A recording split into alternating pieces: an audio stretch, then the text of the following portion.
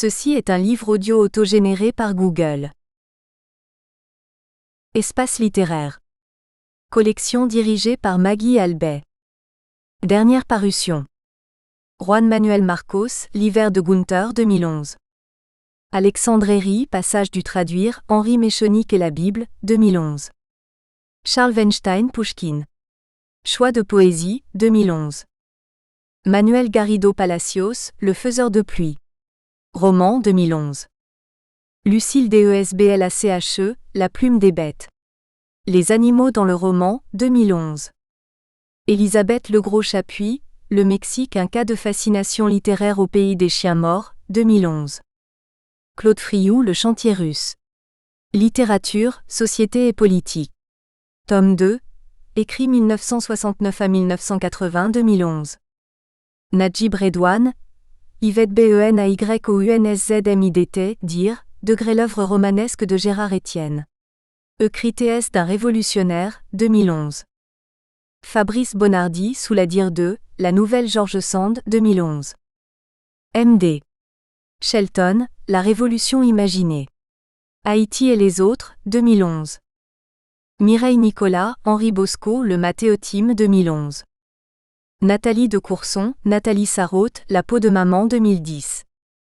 René Agostini, Théâtre poétique et ou politique, 2010. Joël Bonninponnier, Les Goncourt à table, 2010. Christine Lara, Pour une réflexion xomuno-culturelle de la lecture, 2010. Bernard Poche, Une culture autre, La littérature à Lyon 1890 à 1914, 2010.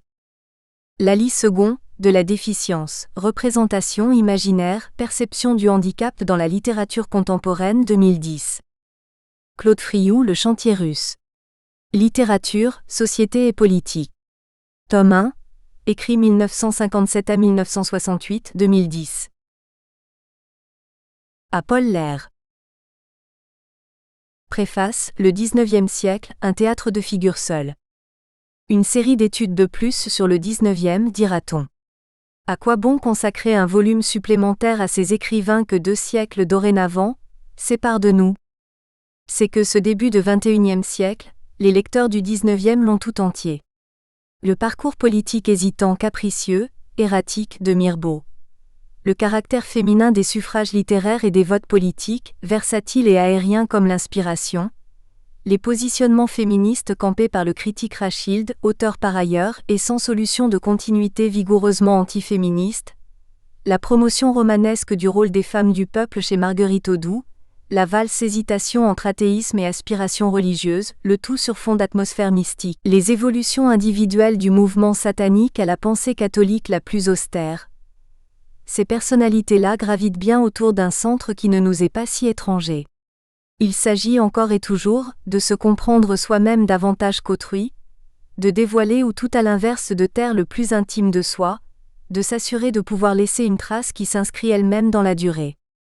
C'est délibérément que nous avons privilégié les rapprochements de figures littéraires qu'éloignèrent, en leur temps, leur tendance esthétique autant que leur sensibilité. Pourtant, c'est avec l'intuition que l'observateur du XXIe siècle pouvait envisager cette kyrielle d'artistes comme une famille, avec ses liens d'intimité, ses cousinages, son sentiment de la fratrie, ses passions et ses jalousies, que nous avons tâché de réunir ces visages. Situés chronologiquement avant Proust, ils composèrent ce que d'aucuns nommèrent avant-siècle ou fin de siècle, en une manière d'interrègne interlope de la littérature post-naturaliste. Entre la silencieuse Marguerite Audoux et la cinglante Marguerite Emery, il existe un vertigineux fossé, en dépit de leur origine provinciale à toutes deux. Du doux Geffroy au volcanique Mirbeau, de l'hilarant Allais au discret Mallarmé, on entrevoit bien qu'une même préoccupation du beau poétique anime les artistes, mais sur des modes bien différents. Mais certains thèmes et schèmes romanesques font fi des délimitations littéraires. La récurrence de certains motifs, chez Rachilde, permet de libérer la continuité profonde d'une œuvre décadente, dont certains s'étaient empressés de faire apparaître le caractère insulaire et fermé de chaque opus. Le motif de la porte et du seuil, ailleurs, se décline sur le mode de la clôture recherchée dans l'œuvre catholique de Huysmans, comme il irrigue les nouvelles de Villiers de l'Isle-Adam pour qui il incarne sans conteste un avatar du passage vers l'au-delà. Chez Allais, Les espèces du titre et du sous-titre figurent une sorte de déclinaison plus triviale de ce glissement entre le monde de l'intériorité et l'univers extérieur au corps du texte. Mais la réalité est plus profonde. La dialectique du clos et de l'ouvert sert de socle à la création. La clé de la poétique mallarméenne, par exemple, justifie que la critique se penche sur l'ouverture et la fermeture de tout son dispositif textuel. L'idée fixe. Le thème du ressassement, quant à lui, dépasse la simple implication naturaliste d'une illustration de l'ennui, pour s'articuler au plus intime de la création. La formulation litanique de listes à n'en plus finir, noms de saints ou de plantes, dans l'œuvre catholique de Huysmans, n'est pas sans rappeler une sorte de survivance de la fidélité réaliste aux détails dûment vérifiés, fourvoiement naturaliste qui mènera à la rupture de Huysmans et dont l'expression est cristallisée dans la préface de 1903. Le naturalisme s'essoufflait à tourner la meule dans le même cercle. À la même période, Zola engage sa seconde fresque romanesque, cyclique, par définition. Fécondité, en 1899, exploite et radicalise l'écriture de la répétition, sous la forme du retour à intervalles réguliers d'identiques schémas narratifs et descriptifs enchâssés dans de semblables formulations. Ailleurs, le ressassement est de toute évidence affaire d'idiosyncrasie, au plus vif d'une personnalité compulsive. L'antisémitisme la grève et Zola montre, à travers leur présence constante dans la chronique, que la femme de lettres Rachilde sait entretenir son troupeau de boucs émissaires et de bêtes noires. Fait exceptionnel, la rubrique de novembre 1899, consacrée à fécondité, précitée, monopolise quelques 10 pages de déferlement haineux à l'endroit du chef de file du naturalisme soupçonné de collusion avec la finance juive, preuve que l'idée fixe ne hante pas seulement la fiction. Le caractère obsessionnel investit aussi la poésie, non au titre de thème, mais de pratique. Charles Moron, Charles Chassé pointe dans la densité de l'obscurité mallarméenne une authentique obsession pathologique, réductible à quelques traits physiologiques. De même, sur un autre registre, les imaginaires respectifs de Huysmans et de Mirbeau investissent un objet singulier, la cloche, dont le mouvement répétitif et quasi perpétuel diffracte dans leurs œuvres les pulsations de la mémoire, les pulsions du désir, manière de donner corps à l'image du battement incessant de certaines thématiques. Club Cercle Cénacle. Après un tel préambule, on serait tenté de voir dans cette littérature de la charnière un dispositif à produire du même, une sorte de moulin à broyer un blé qui donne une farine en définitive toujours semblable. Il n'en est rien, puisque ces auteurs et ces œuvres préparent le terreau littéraire d'où sortiront les grands courants et figures de la première moitié du XXe siècle. Pour appréhender la notion de modernité, la conception d'une convergence d'individualité nous intéresse, notamment car elle concerne des sensibilités assez disposées, spontanément ou par raison, à relayer l'atmosphère anarchiste qui fait le fond de l'air aspiré en ces années 1890. Pourtant, à force d'accréditer cette sensibilité libertaire bien partagée, on finirait par penser que l'appartenance à un groupe est une vue de l'esprit confortée ou impulsée par la critique. Pas de notion plus éloignée de la sensibilité d'un Mallarmé, d'un Mirbeau, d'une Rachilde, que celle de société.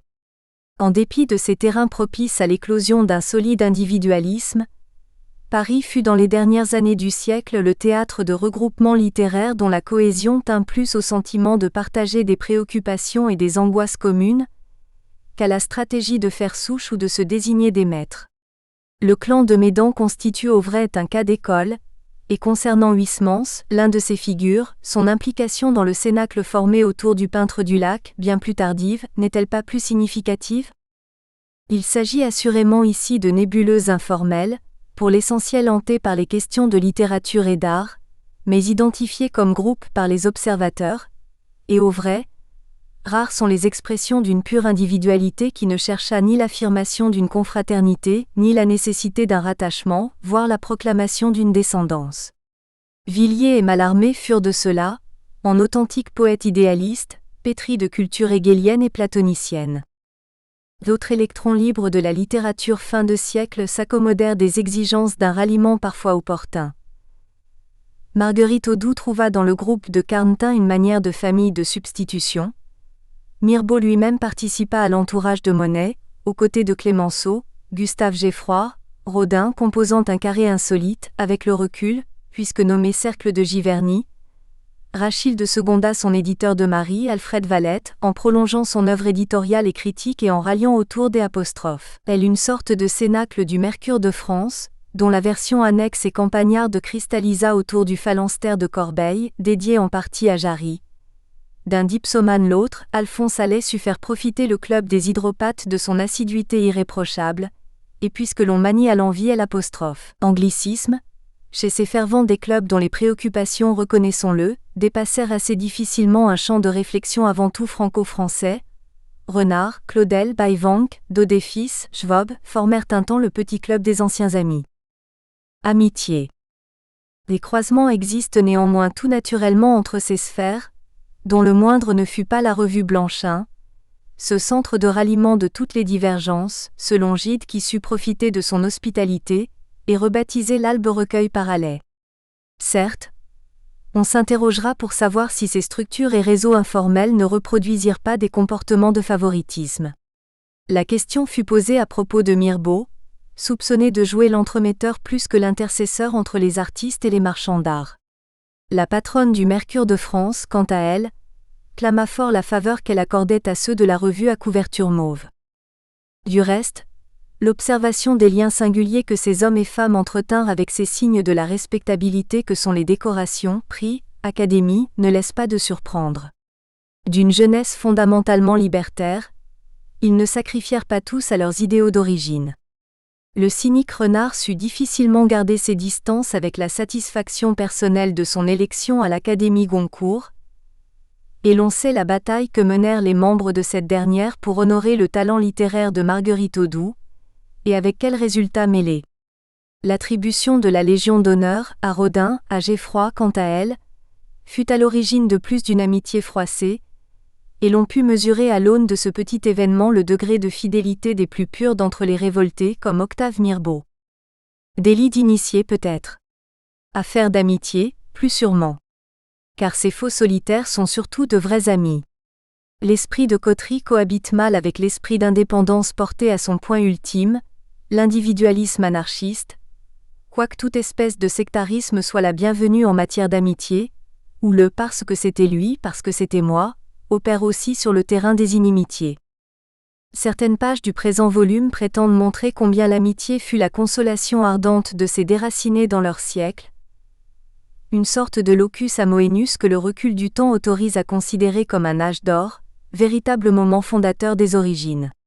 Ce temps des origines vers lequel reviennent sans finir les artistes vieillissants s'enracinent volontiers en un espace donné, transfiguré par le souvenir à la hauteur d'un mythe. Théâtre de féconds échanges verbaux, espace où naissent et se recherchent les influences, il prend indifféremment pour forme l'entresol de l'un des familiers, un bureau de rédaction ou la salle obscure du café dont la fortune grandit en ce début de XXe siècle. L'exiguïté ou le décalage d'un tel lieu non seulement ne nuit pas au succès de l'entreprise amicale, mais bien au contraire le sert. Sa fréquentation intime tend à le consacrer à cette vocation en fixant et formalisant les liens de sympathie. Il n'est pas jusqu'à l'Hégélien Mallarmé qui donne pour cadre du sibyllin, remémoration d'amis belges, le décor prosaïque du café L'Excelsior, en hommage à notre amitié neuve. Hommes et femmes. Famille littéraire et artistique qui transcende les clivages politiques, religieux, voire sexués. La fin de siècle est un monde d'hommes sans conteste.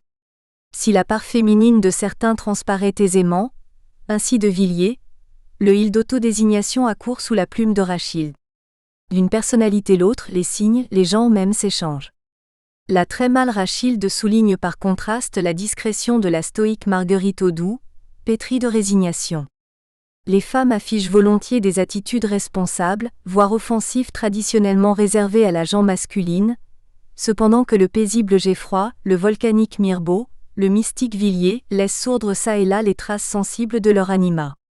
Pour autant, le brouillage des frontières entre sexes n'est pas systématiquement exploité comme objet romanesque décadent. Certes, la Clara du Jardin des Supplices, en 1899, fait preuve d'une volonté qui la masculinise, dans une moindre mesure néanmoins que Eliande Donalger dans La Jongleuse de Rachilde, en 1900. C'est là un motif fin de siècle, dont s'emparent notamment les anciens médanistes dont le tempérament déborde l'étroitesse dogmatique du naturalisme.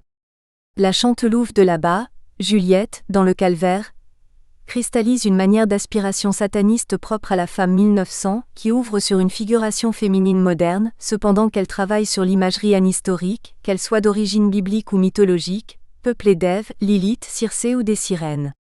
Insolite modernité, qui prend sa source au plus loin des figurations sacrées d'une beauté fatale. Art. Avant toute autre considération ou justification de leurs affinités, ces créateurs développèrent une haute et exigeante foi en l'œuvre d'art. Qu'ils soient habités par la foi religieuse ou à tout le moins par la nécessité de l'être Huysmans, Villiers, portés par le sentiment d'un absurde partout à l'œuvre, Allais, ou tendus par une vocation anarchiste, Mirbeau et Rachilde, ou un humanisme d'orientation socialiste, Zola, Geffroy, Renard, l'idéal du beau artistique élança durablement leur imagination, avec une ardeur et un désintéressement littéraire qu'on peine à imaginer aujourd'hui. La ferveur en une existence intégralement tournée vers l'œuvre à accomplir est sans conteste un motif qui échappe à notre morne XXIe siècle, esthétiquement exsangue. Sa décadence renvoie certes à l'autre, l'énergie créatrice en moins. L'art fut la grande affaire de cette fin de siècle, qu'il représente la Thébaïde huysmansienne, refuge des âmes blessées par la laideur d'une ère désespérément matérialiste, la matrice d'un certain humanisme, sous la forme de l'amitié ou de l'engagement pour les humbles, le creuset d'une écriture autobiographique qui se dégagerait de Rousseau, sans déjà connaître Proust, ou la stylisation d'une idiosyncrasie portée à la dérision et au rire. Pourtant, ces esthètes surent s'écarter de la propension à la théorie et de la manie d'intellectualiser tout élan de l'inspiration. S'ils tentèrent de formuler une poétique, c'est en la dégageant de leur propre pratique ou de l'étude de celle des autres. Les chroniques de Rachilde sont ainsi le creuset où se forge sa parole critique et littéraire. La lettre ouverte, la réaction à une actualité romanesque, sont les points d'appui d'un discours qui incite à la quête d'une nouveauté. Le roman à la première personne de Durtal permet à Huysmans d'esquisser ou d'approfondir la définition de son art. Tout un usage du détour, tout un mode en filigrane se déploie, qui autorise à suivre une pensée poétique qui se faufile, en se diffractant sous des formes souvent marginales. Les échanges au sein de la correspondance privée assurent à l'occasion la fonction de maturation ou d'expression de la pensée. Presse. Facilitant la mise en route et l'accomplissement d'une mission esthétique dont nombre de créateurs se sentaient investis, la presse joua à la fois le rôle d'instance de légitimation et celui de repoussoir de l'artiste authentique. Son caractère propre est en effet qu'elle mène à tout à condition d'en sortir. On a sans conteste oublié ce que fut un journal soucieux de ménager à ses lecteurs cultivés une place de choix sous la forme du feuilleton littéraire ou de la chronique de l'actualité du roman. Cette presse-là n'hésite pas à faire un pont d'or aux littérateurs capables de ramener vers le journal un lectorat sensible à l'esthétique, à la fiction romanesque, à l'actualité dramatique. La Justice, l'Aurore, où écrivent Gustave Geffroy et Octave Mirbeau, s'intitule Quotidien politique et littéraire. Dans les colonnes d'un même journal, on peut rencontrer les signatures de Léon Daudet, chantre de l'Action française, et celles de Jules Renard, compagnon de route de Blum, sans contradiction apparente, puisque naviguant tous deux sous la bannière de l'art sincère et souverain. Tel organe de presse, comme le journal ou l'Humanité, pressant avant toute autre entreprise les noms des écrivains qu'il va pouvoir attirer. Sans pour autant prétendre rivaliser avec l'inamovible Rachilde, titulaire de la chronique mensuelle du très officiel Mercure de France, les Mirbeau, Geffroy, Daudet, Huysmans, surusés de la presse quotidienne et à gros tirage comme d'une caisse de résonance pour répercuter leurs coups de trompe en faveur d'un art moderne.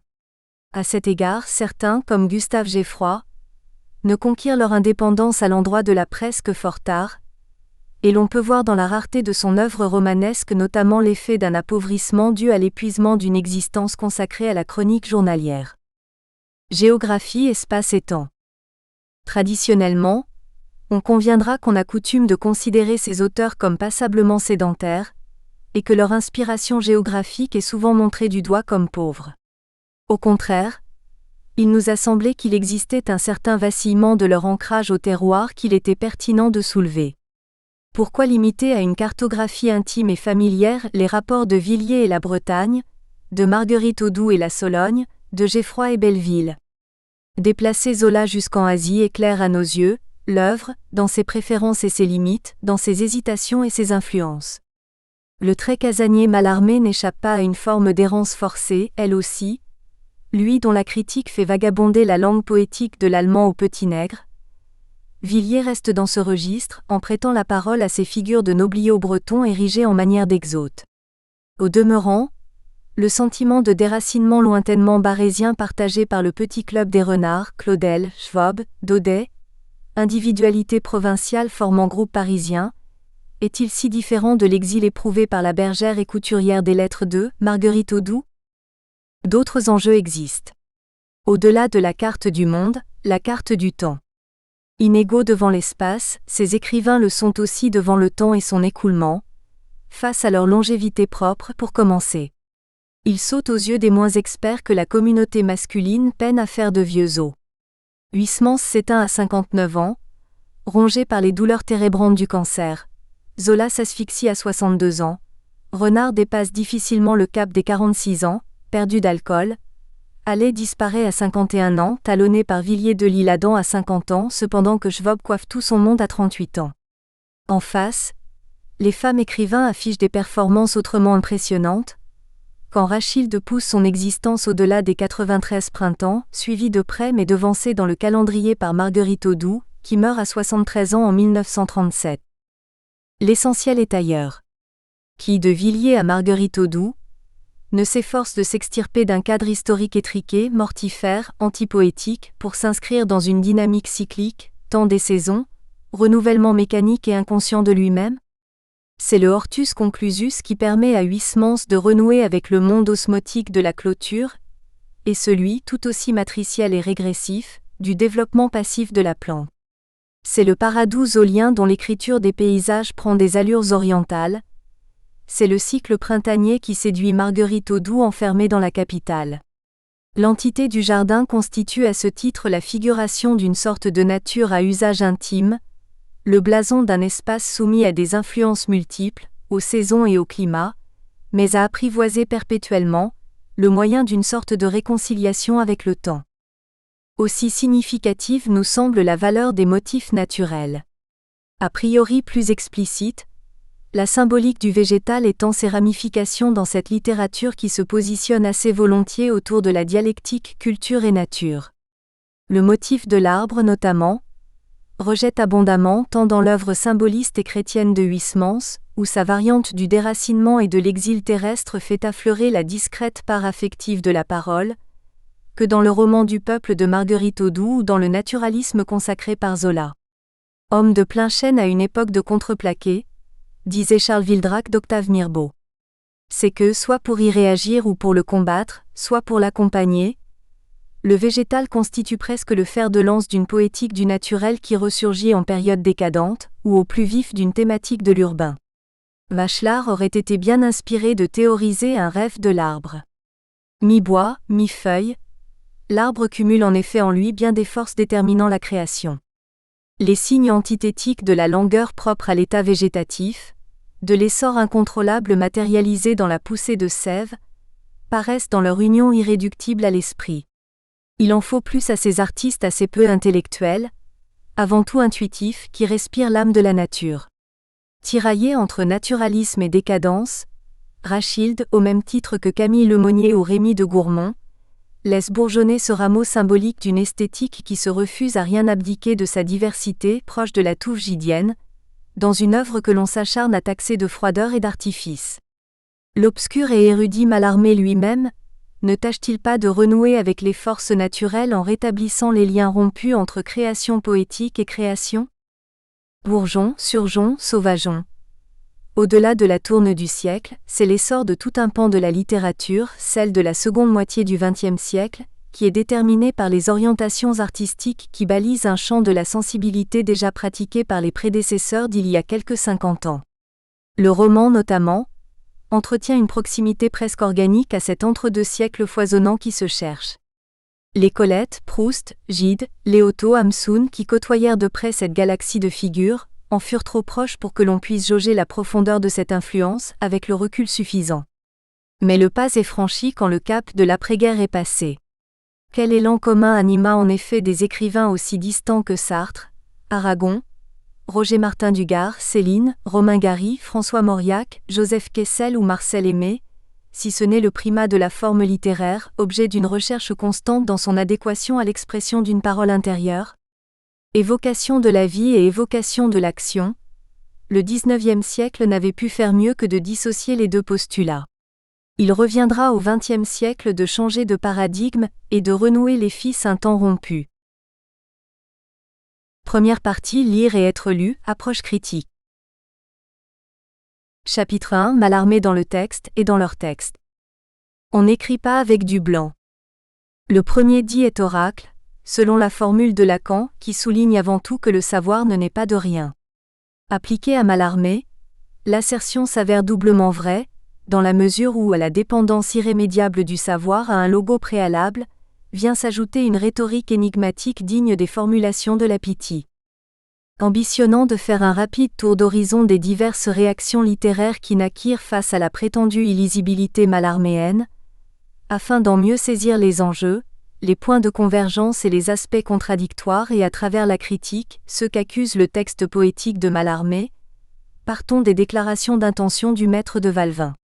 Loin de tirer orgueil de cette aptitude, voire de la dresser comme l'étendard d'une école qui cherche à rallier de nouvelles recrues, il semble que Mallarmé se soit de manière durable méfié de cette chose baroque que serait une aura d'obscurité. Pour ne retenir qu'une de ces manifestations de rejet, la prose pour des esseintes, manière de liquider la dette littéraire contractée à l'endroit de Huysmans, exhibe de façon assez significative la tactique de radicalisation systématique de tous les procédés de l'amphigorie que l'auteur d'À rebours s'était plu à dégager chez le poète III. Il n'est rien moins que sûr que le poète est apprécié d'être porté au nombre des adeptes d'un style faisandé, et d'être présenté comme byzantin, accusation d'obscurité et de préciosité qu'il n'aura de cesse de récuser. 4. En 1891, la réponse faite à l'approche tâtonnante de Jules Huret: nous approchons ici d'une grosse objection que j'avais à vous faire. L'obscurité 5 a le mérite de la franchise. C'est en effet également dangereux, me répond Mallarmé, soit que l'obscurité vienne de l'insuffisance du lecteur ou de celle du poète, mais c'est tricher que d'éluder ce travail. Il doit y avoir toujours énigme en poésie. Travail. Cette énigme est l'un des impératifs catégoriques de la poétique mallarméenne, et le secret qui y est attaché doit être considéré comme transcendant la représentation d'un illisible exclusivement soucieux de charmer ou de déconcerter. L'enquête de Jules Huret nous intéresse à plus d'un titre, parmi les hommages attendus, celui de Verlaine. Et pourtant, non content d'ignorer superbement celui qu'il a intronisé quelques 7 ans auparavant poète maudit, Verlaine entrelace silences éloquents au sujet de Mallarmé, et allusions lourdes de sous et de malentendus. Le symbolisme? Comprends pas. Ça doit être un mot allemand, hein? Ça n'est plus des vers, quelquefois même ce n'est que du charabia. Et surtout ça n'est pas français, non ça n'est pas français. 6. Mallarmé l'étranger, allemand, barbare ou petit nègre? Car la moindre des menaces qui pèsent sur la poésie du maître de la rue de Rome n'est pas cette accusation d'amalgame avec une langue, étrangère à plus d'un titre. Mallarmé, intraduisible même en français. 7, disent-ils perfidement Renard, l'air de ne pas y toucher. Les circuits enchevêtrés de sa langue lui viendraient-ils de ces classiques grecs et latins qu'il possédait assez bien, et qu'il citait souvent en classe, quoique d'anglais? S'interroge Henri Clouard 8. Car de Verlaine à Renard en passant par Barrès, la littérature française se s'est acculée à la clarté sous peine d'accusation d'intelligence avec l'ennemi à la langue obscure, dense et impénétrable, l'allemand. Toujours par la bande, Renard. Le faune Mallarmé tremble d'être enfin compris. 9. Peur de quel dévoilement? Dans cette crainte au fondement avant tout esthétique n'entretait-il pas en proportion relative, celle de se voir assimilé à l'ennemi atavique, chez celui qui le 10 août 1862 épouse la gouvernante allemande Maria Gerhard? En 1897, Camille Mauclerc est lucide, mettant en place de protagonistes Mallarmé sous les traits de Calixte Armel dans Le Soleil des Morts. Au-delà du déjà significatif coupable byzantinisme 10, sous le chef d'inculpation duquel tombe le héros d'une poésie nouvelle, il y a cette inférence diffusée par ses adversaires qui considèrent que si l'allemand parle une langue obscure, alors la poésie hermétique désigne le traître à la patrie. D'une conception poétique de l'illisible, on glisse à un délire politique. Comme les chroniqueurs médiocres sont très ignorants et ne comprennent rien aux idées générales, ils se rattrapent sur la clarté. Ah, la clarté, quel dada pour ces messieurs. Clarté, cela veut dire ne s'occuper d'aucune étude abstraite, et si Descartes publiait aujourd'hui son système pourtant bien simple, on le traiterait de la belle manière. Plus loin, tout homme capable d'idées générales est irrespirable aux gens qui représentent la France dans les gazettes. Et si ceux que je viens de nommer étaient nés outre-frontière, on les traiterait de nébuleux, d'assommants et d'empêcheurs de danser en rond, tout comme on fait de Schopenhauer et d'Ibsen. 11. De l'illisible outre-Rhin au petit nègre, en passant par le charabia et le byzantinisme, il n'y a dans le déplacement géographique qu'un semblant de translation de cette rhétorique xénophobe ou raciste appliquée à l'illisible. Derrière cette dérive du discours critique qui lorgne vers la polémique, il n'est pas impossible de déceler d'autres enjeux, où se jouent des formes atténuées de la querelle qui oppose l'écrivain français, par essence claire, à l'auteur sans patrie, déployant une langue chantournée et obscure. On sait que Gourmont lui aussi fit les frais de l'incompréhension patriotique face à un style byzantin en 1891. L'un des moindres n'est pas le différend qui oppose ou rapproche des écrivains dont les pratiques dessinent les contours d'une nouvelle démarche littéraire, celle qui autorise l'usage du dictionnaire, celle qui le répudie sans appel. L'accusation de déroute intellectuelle, de dérive de la raison, de folie, Mallarmé écrit avec intelligence comme un fou, selon Jules Renard XII, coexiste longtemps avec celle contradictoire, d'une érudition trop brillante et artificiellement exploitée dans le sens d'un codage hermétique qui coupe le texte littéraire de toute spontanéité. Folie, excès de fabrication érudite, sont les deux points d'ancrage d'une critique de l'illisible. Il arrive que ses contemporains usent à la fois de ces deux fers pour stigmatiser la poésie de Mallarmé. Léoto XIII par exemple. La parution d'Igiture, tout le mercure n'eut qu'un seul mot, c'est de la démence. Incontinent après cette déclaration de pathologie irrécusable, tout Mallarmé est écrit avec le littré. L'incohérence est levée quand on saisit mieux l'inexorable mépris dont Léoto enveloppe le recours au dictionnaire et à toute aide extérieure en général, documentation ou usuelle. Son penchant à la brièveté et la concision ne peut s'accommoder de concessions envers ces écrivains, qui nourrissent la surcharge de leur écriture de toute la matière rencontrée dans les encyclopédies, dictionnaires de synonymes, manuels d'étymologie, jusqu'à l'obscurcir. L'illisible mallarméen fonctionne comme un aiguillon de la parole critique, un stimulant du discours polémique, même si Léoto, au cours du même entretien, lisant Le Vierge, La vivace et le bel aujourd'hui, reconnaît « Il y a là de très beaux vers, mais je n'y comprends rien. Ce sont des faiseurs, des fabricants. Leur démarche tient du trucage et quelques décennies plus tard, rançon de l'hermétisme qui n'est qu'une mode parmi d'autres, tout cela est archi-mort 14. » Parallèlement à ces flèches décochées en direction d'une poésie pléthoriquement gavée au dictionnaire, il y a l'éloge sincère et sensible face à Verlaine, dont le mérite poétique n'est pas exempt de qualité qu'il pourrait être possible de reconnaître à Mallarmé. C'est ça la poésie, l'émanation de quelque chose de vague, d'imprécis.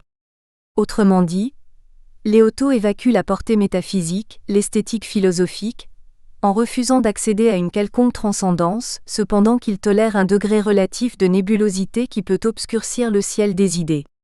Un contemporain de Mallarmé et de Léoto, autrement orienté sur la voie spirituelle, a dressé l'un contre l'autre intelligible fondamental et illisible poétique, Léon Bloy, qui répudie en Mallarmé l'inintelligible auteur du tombeau d'Edgar Poe XV.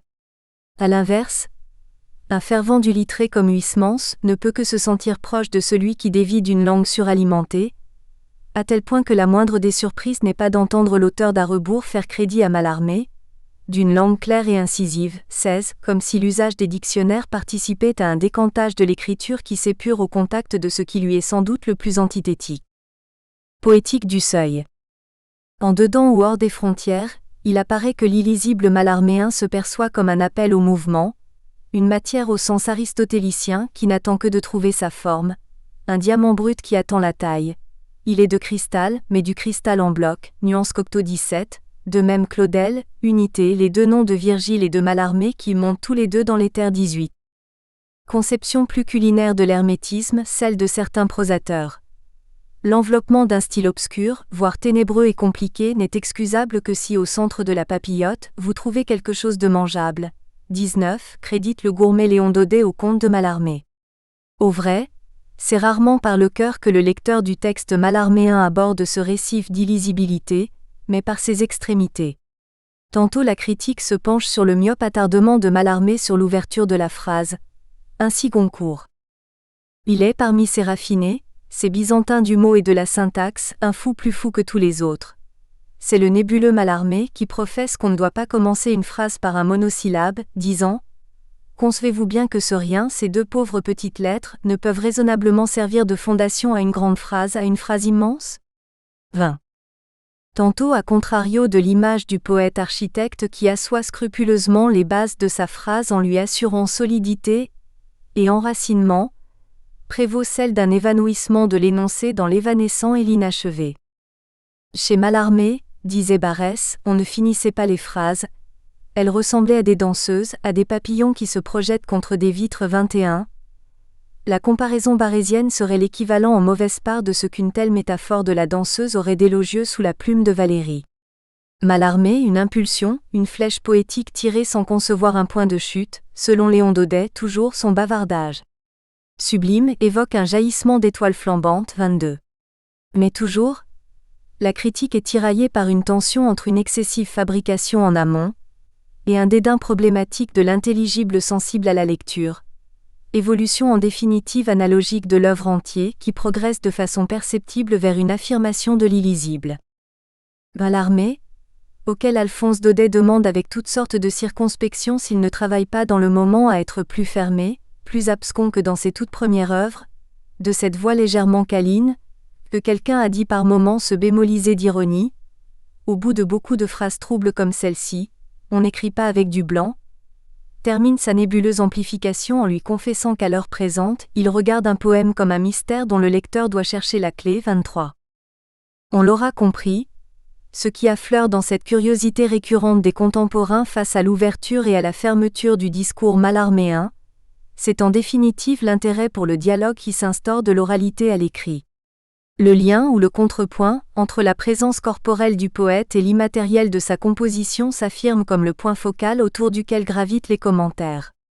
On a beaucoup glosé sur la sereine harmonie de son timbre, sur l'émanation d'un charme qui se dégage des vibrations, bref sur la paradoxale lisibilité de son discours considéré comme production orale. C'est peut-être envisager avec empressement la gamme des réactions, souvent séduites, toujours intriguées, par la douceur et la musicalité inattendue de celui qui ne sait s'exprimer sans obscurité. La voix traîne un peu sur les fins de mots en s'adoucissant graduellement, 24. Sa voix, écoutée avidement mais jugée incompréhensible et bizarre 25, intrigue et déçoit le jeune poète lui-même, désireux de se montrer en public pour y prononcer des conférences. Et tu ne saurais croire, confie-t-il à Casalis, comme je parle mal par éclair sans suite, et ne finissant pas ma pensée. 26 Même l'étonnant relief que procure à sa poésie hermétique la limpidité de sa parole est frappé de discrédit. Mallarmé. Il est tellement clair dans la conversation qu'après l'avoir lu on le trouve causeur banal. Rumine Jules Renard 27.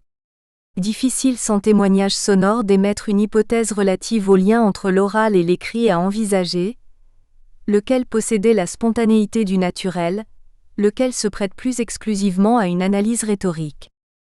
Cette dialectique de la surface et de la profondeur demeure la pierre angulaire de la réception critique de Mallarmé. Le Contre l'obscurité de Proust, paru dans la Revue blanche du 15 juillet 1896, a agi comme le catalyseur de cette méfiance naissante à l'égard de la parole oraculaire du maître, impulsée par ceux qui, effarouchés par l'hermétisme de cette nouvelle sibylle, en appelaient à un usage plus raisonné d'une opacité qui tendait à l'outrance stylistique, un peu plus apollinien, un peu moins dionysiaque. Voilà qui aux yeux du jeune Proust n'aurait pas messier à Mallarmé 28. Voici retracés par Bertrand Marchal les 4 sophismes symbolistes pointés du doigt par l'insolent cadet, qui oppose à l'obscurité artificielle de Mallarmé, le mystère fondamental de la poésie. L'obscurité n'étant que la rançon de la nouveauté, à pensée nouvelle, formulation nouvelle. La poésie n'est obscure qu'à raison de la haute philosophie qu'elle recèle. Les idées ou les sensations obscures sont plus poétiques que les idées claires, réputées triviales. L'obscurité enfin est une défense, un moyen de préserver la poésie des atteintes du vulgaire, 29.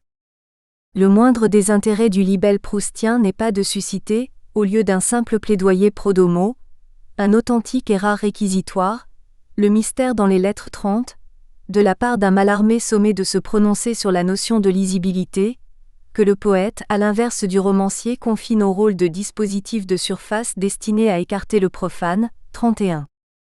On gagne de détourner l'oisif, charmé que rien ne l'y concerne à première vue. Le degré minimal de lisibilité et de signification serait tactiquement et paradoxalement, non la concession à observer pour ne pas se couper du lectorat, mais une efficace entreprise de dissuasion des tenants attachés à la fonction bassement économique de la parole. Au vrai, la dialectique de l'intériorité et de la surface fonctionne comme un argument commun à Proust et à Mallarmé, mais requis selon deux sens opposés.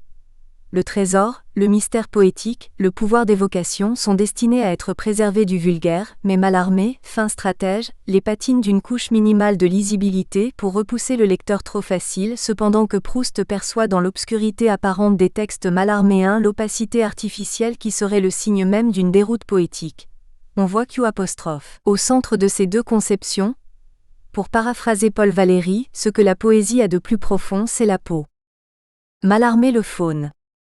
Toute différente est l'approche de l'illisible dont Camille Mauclerc fait état en 1898 dans son roman à clé, déjà cité, Le soleil des morts, reflet d'une époque artistique à la fois minée et fouettée par le goût d'un individualisme sans retour. Loin de se retrancher dans sa tour d'ivoire, Mallarmé, à travers la figure juste biaisée de Calixte Armel, justifie l'expérimentation d'une nouvelle eurythmie de la vie, non par une simple passion de linguistique, mais par son obsession du principe fondamental de la discontinuité du monde 32, dressé inéluctablement contre l'unité de pensée, alpha et oméga de sa philosophie, de son esthétique, de son tempérament. L'inédit sibyllin tiendrait tout entier dans la volonté de renouer avec les forces naturelles, d'assouplir le moule poétique aux exigences des énergies fondamentales. C'était bien l'artiste pour qui la structure d'une phrase était aussi simple ou aussi compliquée que les nervures d'une feuille ou le dessin de l'eau courante, et ce que les ignorants appelaient l'artificiel dans son art, c'était cette pénétration plus aiguë des formes naturelles, cette intuition des analogies entre toutes les choses de la matière et les choses de l'esprit. Au lieu d'emprunter des formes aux littératures antérieures, Armel les choisissait dans l'infini répertoire de la vie. 33. Pleine de sagacité et de discernement dans son analyse de l'enjeu de l'écriture mallarméenne, Mauclerc anticipe là les développements de bonne foi, qui privilégient chez le poète la volonté de revivre la connaissance fervente et vibrante de l'intérieur, par le dedans, de renouer avec la relation empathique à la chose, et pour cela de devoir creuser le vers, jusqu'à tenter un langage poétique inédit et inaccessible aux représentations intellectuelles véhiculées par les mots de la tribu. Est le dernier médiéval parmi les poètes de son époque.